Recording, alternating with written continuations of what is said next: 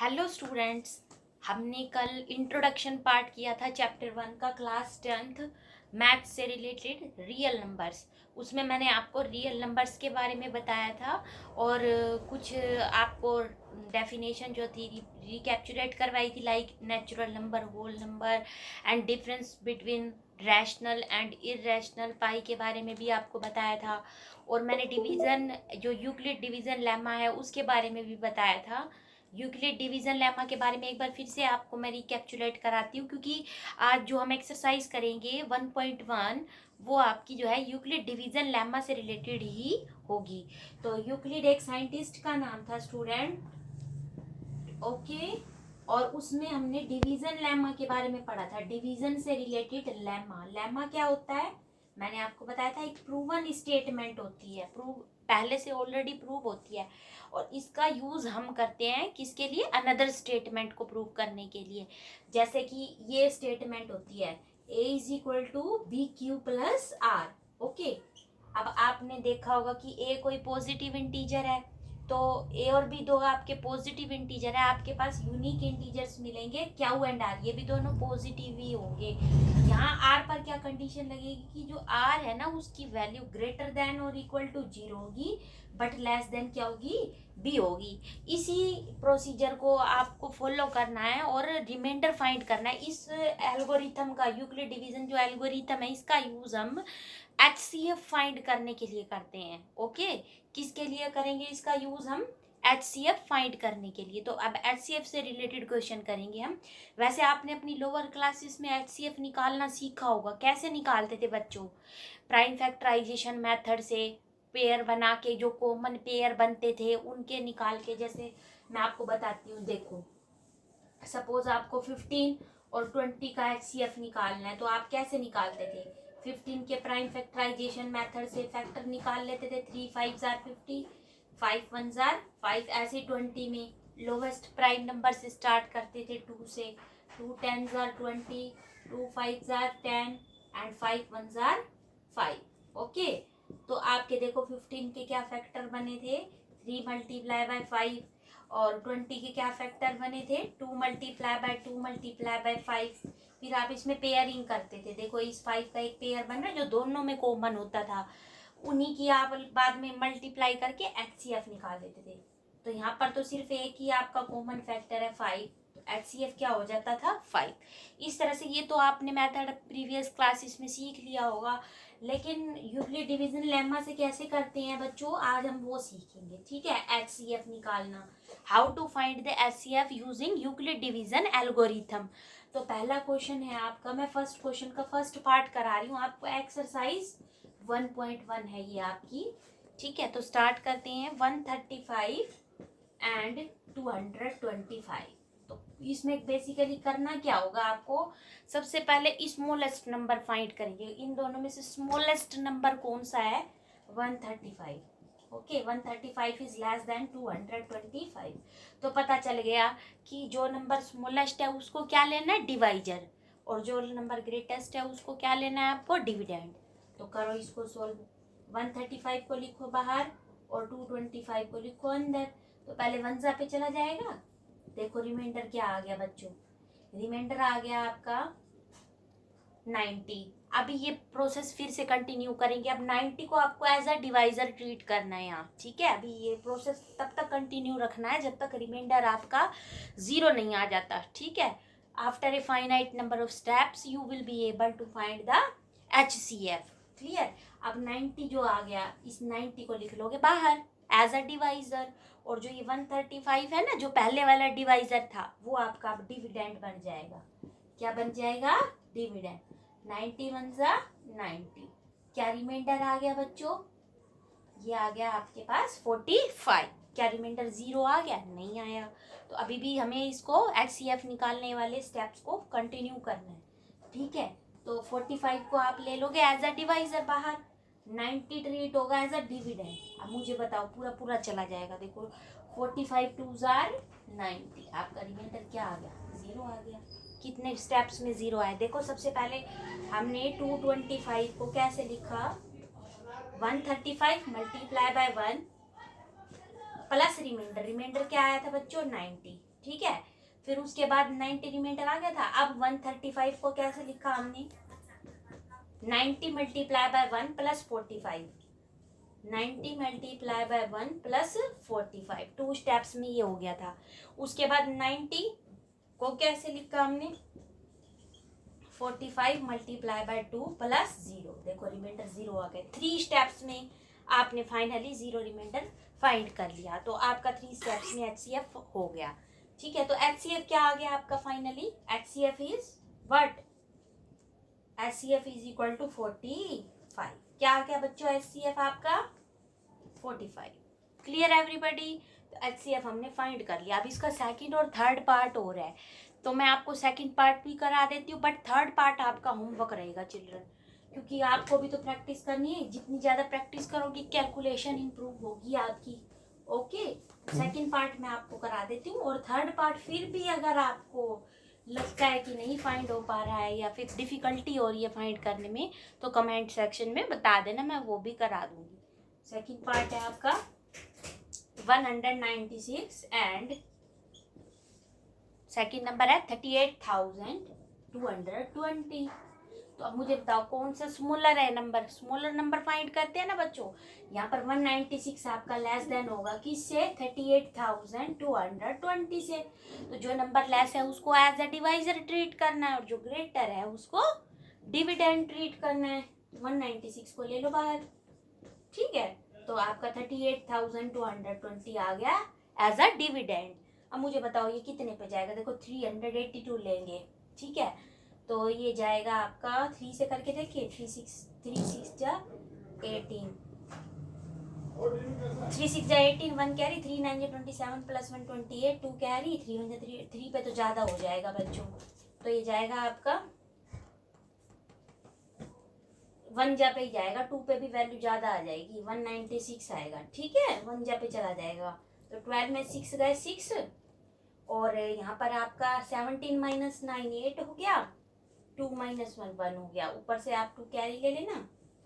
फिर ये कितने पे जाएगा, 9 जा पे करो, 9 6 जा 54, 5 कैरी, 9 9 जा 81 प्लस 5 86, और उसके बाद 8 कैरी, 9 1 जा 9 प्लस 8 17। तो रिमाइंडर क्या आ गया बच्चों आपके पास, 12 minus 4 equal to 8, 15 minus 6 equal to 9, और ये 0। फिर ऊपर से आप 0 एज अ कैरी यहाँ नोट कर लेना। ठीक है, तो ये बन गया 980। अब देखो ये कितने पे जाएगा, पूरा पूरा चला जाएगा ये, 5 6 जा 30, 5 6 जा 30, और 5 9 जा 45, 45 प्लस 3 48, 5 1 जा 5 प्लस 4 9, तो 5 पे चला जाएगा ये पूरा पूरा आपका। ठीक है, 5 पे चला जाएगा।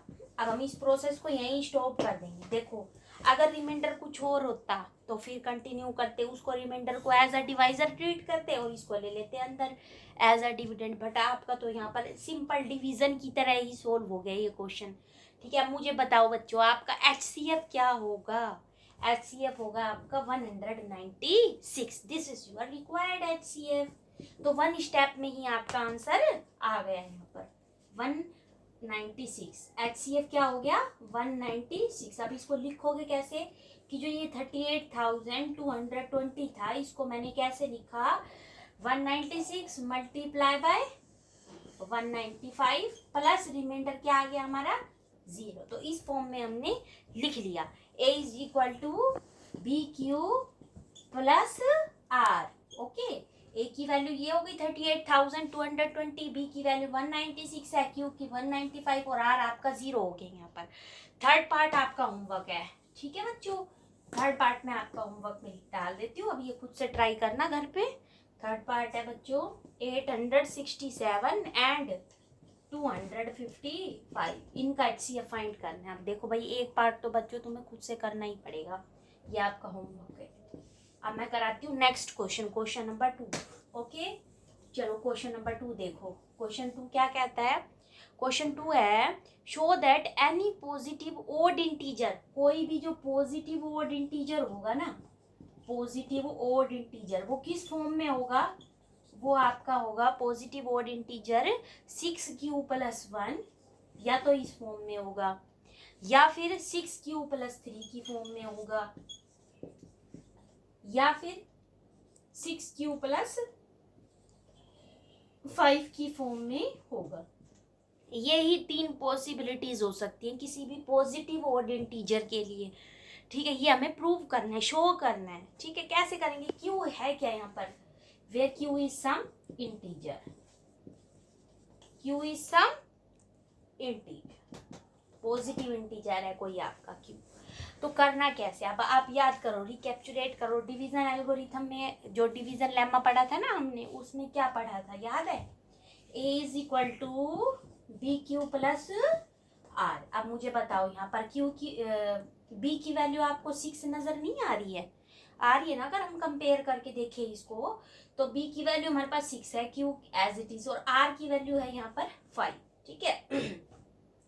तो अब मैंने आपको एक कंडीशन बताई थी कि आर पर कंडीशन लगती है। जो आर होता है ना, वो ऑलवेज ग्रेटर देन और इक्वल टू 0 होता है, बट लेस देन बी होता है। ठीक है, तो अब यहाँ पॉसिबिलिटीज बताओ आर के लिए, कौन कौन सी वैल्यू आर ले सकता है?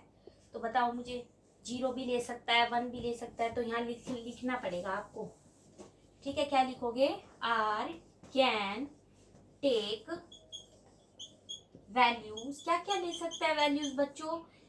बी से लेस, बी की वैल्यू 6 है यहाँ पर, here b is equal to 6, a is equal to 6q+ r. इस फॉर्म में दे रखा है ये नंबर आपको। ठीक है, तो आर की वैल्यू क्या हो सकती है बच्चों? 0 भी हो सकती है, 1 2 3 4 एंड 5 तक हो सकती है। 6 तो नहीं हो सकती क्योंकि बी से लेस होता है आर। ठीक है, अब मुझे बताना कि अगर मैं आर की जगह 0 ले लूँ तो ए की वैल्यू क्या आ जाएगी? 6q+0। ये कैसा नंबर है? देख के बताना ध्यान से। 6 का कोई मल्टीपल है? a is equal to 6q, this is a multiple of 6। कोई भी पॉजिटिव इंटीजर को अगर आप 6 से मल्टीप्लाई करोगे तो ये इवन ही आएगा ना। तो क्या लिखोगे? This is positive even number. हमें तो ओड के लिए शो करना था। ठीक है, तो इसको तो रिजेक्ट कर देंगे इस केस को। अब हम 1 लेकर देखते हैं। Okay, when r is equal to 1, जब आर की वैल्यू 1 होगी तो एक इज इक्वल टू किसके इक्वल होगा? 6q+1। आर की जगह यहाँ क्या लगा देंगे? 1। अब देखो ध्यान से, 6q कैसा है? अगर हम a is equal to 6q लेते हैं तो इवन आएगा। इवन में अगर हम 1 प्लस करें तो ओड आएगा। This is odd, positive odd integer, positive odd integer, divisible by 2 exact, not divisible by 2 exactly. 2 से पूरा पूरा डिवाइड नहीं होगा क्योंकि 6 का कोई मल्टीपल है बच्चों। 6 से डिवाइड होने वाले नंबर 2 से तो ऑब्वियसली होते हैं डिवाइड। आपने पढ़ा होगा डिविजिबिलिटी रूल में कि कोई भी नंबर अगर 2 से भी डिवाइड होता है, 3 से भी होता है, दोनों से होना रिक्वायर होता है, तब वो 6 से भी हो जाता है। तो ये नंबर 2 से डिवाइड होगा, 6q लेंगे अगर हम, और उसमें अगर हम 1 प्लस कर दे, ये तो इवन बन गया, इवन में 1 प्लस करोगे तो ओड हो जाएगा। ठीक है, तो इस केस को हम ले लेंगे क्योंकि हमें ओड के लिए शो करना था कि कोई भी पॉजिटिव ओड इंटीजर या तो 6q+1 की फॉर्म में होगा, या 6q+3 की फॉर्म में होगा, या फिर 6q+5 की। देखो एक तो मिल गया हमें, एक कंडीशन तो मिल गई 6q+1 वाली। अब देखो when r is equal to 2, when r is equal to 2, जब r की वैल्यू 2 लोगे तो क्या आएगा? 6q+2। This is even, even में 2 ऐड करोगे अगेन इवन मिलेगा इंटीजर। तो this is even, positive even integer. तो इसको भी रिजेक्ट कर देना, हमें तो इवन के लिए शो ही नहीं करना, हमें तो ओड के लिए शो करना है। ठीक है, अब हम लेंगे आर की value 3, when r equal to 3, तो a is equal to 6q+3 which is positive odd integer. बच्चों बताओ ये ओड क्यों है? क्योंकि 6q कैसा है? मैंने बताया था अभी आपको, इवन है। इवन में 3 ऐड करोगे, 3 क्या है? Odd integer. तो इवन में आप ओड प्लस करोगे तो ओड ही आएगा रिजल्ट के लिए। ठीक है ना, तो पॉजिटिव ओड इंटीजर मिलेगा आपको। ओके, अब लेते हैं हम when r equal to 4, then a is equal to 6q+4 which is even. इसको भी क्या कर देंगे? रिजेक्ट कर देंगे। ठीक है, अब हम लेते हैं r equal to 5, last case है ये आपका। ओके, तो a is equal to 6 plus में 5 which is positive odd integer. तो अब मुझे बताना, हमारे जो पॉजिटिव ऑड इंटीजर्स आ रहे थे किस किस फॉर्म में आ रहे थे, और इवन भी आए थे हमारे पास। अब मैंने इवन के लिए तो यहाँ डिस्कशन करना ही है, बिकॉज इसने तो ऑड के लिए बोला है कि शो करो कि कोई भी पॉजिटिव इंटीजर इस फॉर्म में होता है। तो बताओ मुझे क्या कंक्लूजन निकाला हमने। We can conclude that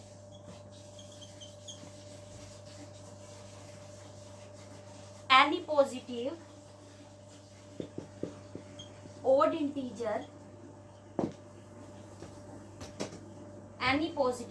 integer is of the form 6q plus 1, 6q plus 3 और 6q plus 5। ठीक है, तो इनमें से तीन में से ही एक जो कंडीशन होगी आपकी वो फुलफिल जरूर होगी। कभी आपको 6+1 की फॉर्म में मिल जाएगा, कभी 6+3 की फॉर्म में, या फिर 6q प्लस 5 की फॉर्म में मिल जाएगा। कोई भी पॉजिटिव ऑड इंटीजर जो इस फॉर्म का होगा। ठीक है, ओके, अब यहाँ तक आपको क्लियर हो गया। अब क्वेश्चन नंबर 3 आपको मैं नेक्स्ट वीडियो में कराऊंगी, नहीं तो वीडियो लंबी हो जाएगी। ठीक है, तो नेक्स्ट वीडियो के लिए वेट करिए। और अगर मेरी वीडियो आपको अच्छी लग रही है, समझ में आ रही है, अंडरस्टैंडिंग के साथ आपको कंसेप्ट क्लियर हो रहा है, तो वीडियो को लाइक करना, चैनल को सब्सक्राइब करना और वीडियो को अपने फ्रेंड सर्कल के साथ शेयर भी कर देना। Bye bye students.